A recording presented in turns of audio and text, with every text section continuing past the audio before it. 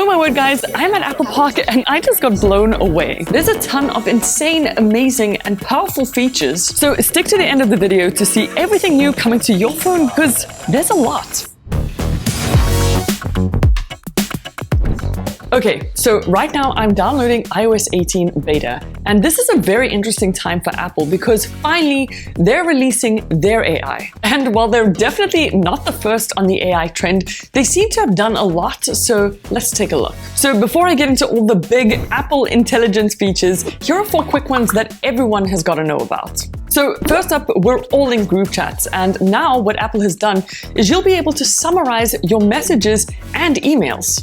Secondly, there's now smart replies. So what this does is suggests replies to messages based on conversations you're busy having with someone. This is not new, but I'm glad it's on the iPhone. Thirdly, you can now text to Siri. So instead of having to talk to her all the time, you can just open up the text section at the bottom and literally ask her anything you want. Plus, she can do a bunch of new things. But we'll get to that later. Fourth is something Apple is calling Genmojis, which is basically like AI-generated emojis that you can send as normal emojis or as stickers, but you can pretty much turn any idea into an emoji now, or Genmoji.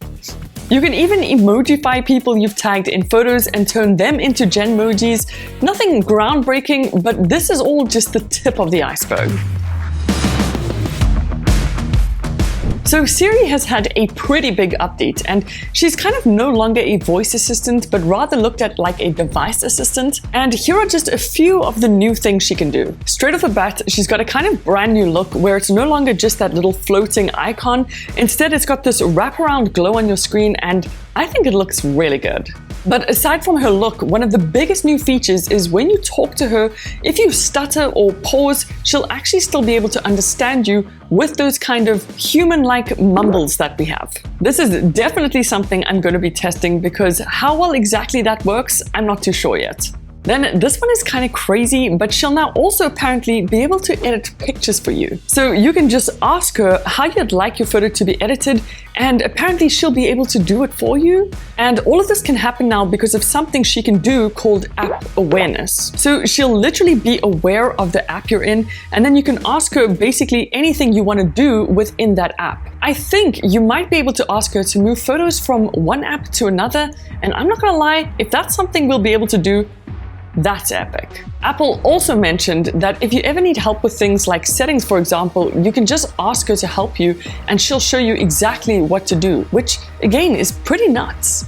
So I'm not gonna lie, I am really pumped about the new Siri, but whether it turns out to be as good as they say it is, or if she can do as many things as they showed, that remains to be seen, but you guys will definitely have to stick around for my tips and tricks on that. But for now, there is still so much more I gotta show you. Okay, now this one is kind of fun. Another brand new AI feature you'll soon be able to do on the iPhone is actually generate images. Again, not new, but still cool. And what Apple's doing is taking words and turning them into images with something they're calling Image Playground. And this pretty much works the same as all other AI image generators where they use prompts to create images. So we've seen this before, but what we haven't seen is AI generated images of people that you've tagged in the Photos app. Like, just imagine all your contacts turning into AI-generated images. Like, it's pretty wild. In total, there are 3 different style types you can choose from. So there's this sketch style, illustration style, and also animation style. So, I mean, it's a pretty sweet way to get super creative with your messages or even your notes, especially if you're a visual person like me. So for a company that's relatively late to the AI game, they are definitely giving the competition a run for their money, and I haven't even gotten to some of the really good bits yet.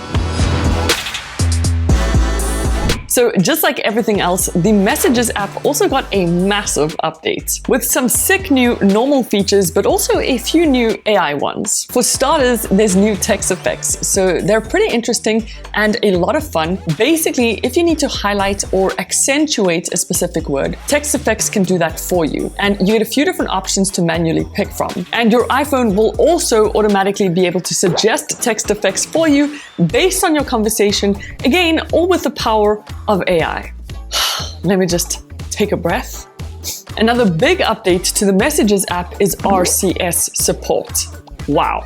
And this is a pretty big deal because, long story short, what this means is you can finally message anyone, even an Android phone, freely using Wi-Fi, just so long as the other person also has RCS enabled. So I guess this is pretty cool because you're no longer locked in from iPhone to iPhone only. You'll also soon be able to schedule your messages. This is a small feature, but nonetheless, I really appreciate this one. Then the exciting stuff is in Apple's new Writing AI tool that comes with two main features. Firstly, it'll be able to rewrite texts or notes for you anywhere in any app on the iPhone. So it can be in WhatsApp, messages, emails, or even notes. And you can choose to rewrite based on a tone, or you can describe how you'd like it to be rewritten. And speaking of email, all your emails can now be summarized as well. So you can summarize long emails, and even normal emails will show up with a little summary in your inbox. I mean, I'm not gonna lie, that's pretty cool. Okay, now this one is kind of hilarious, but honestly, I am just so glad it's finally here, even though it's such a small feature. I mean, Android people laughing in the corner. And that's the ability to edit your home screen icons. Like, Android's had all the glory for so many years, but finally, iPhone is on board. And believe it or not, it is possible that iPhone may have actually done it better than Android. So you can move and place app icons and widgets now wherever you want on the home screen. Nice. And even though that is such a small feature, it does make a big difference. But there's also dark mode app icons, which basically makes your icons a bit darker whenever you switch over from light mode to dark mode. And on top of that, you'll soon be able to customize the exact color of your app icons. So if you want them to be blue, green, yellow, or pink, whatever it is, you can literally have them that exact color. And I just freaking love this. So as you can imagine, this is going to take iPhone's customization to a whole nother level. And while we've had this on Android for a while, it's just so good to finally have it on an iPhone. But enough about the customization of the home screen. Let's move on to the control center. So the control center has been the same old thing for so many years until today. It has a bunch of new customization features, starting with control center pages, where you can find things like the main page where all your normal tools are. Then there's a media page with your current playing media, or even a home control page. Hot damn.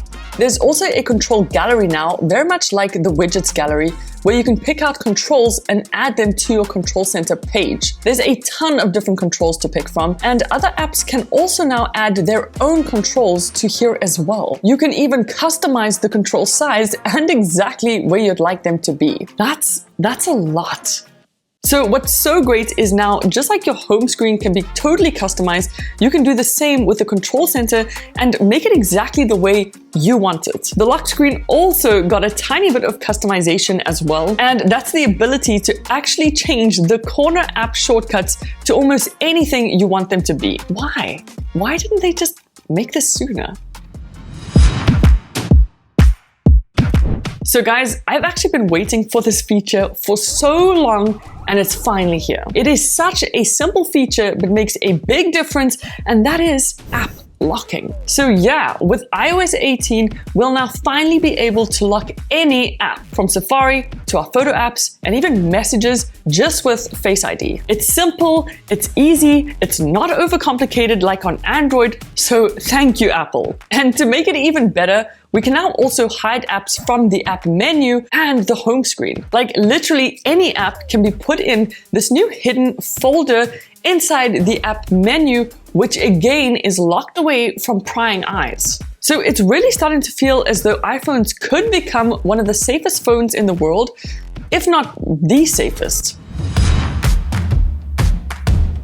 So I mean, there's a lot of features coming to iOS 18, and that's only the top features.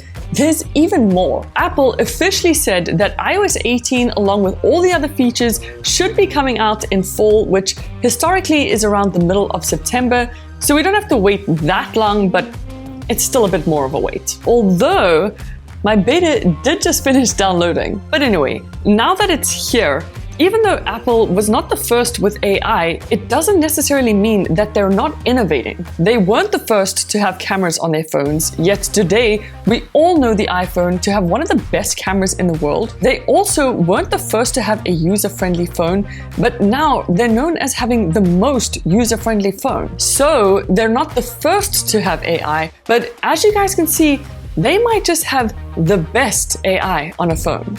And if you want to know exactly what you can do with all these features, then make sure you sub, and I'll see you in the next one. Toodles!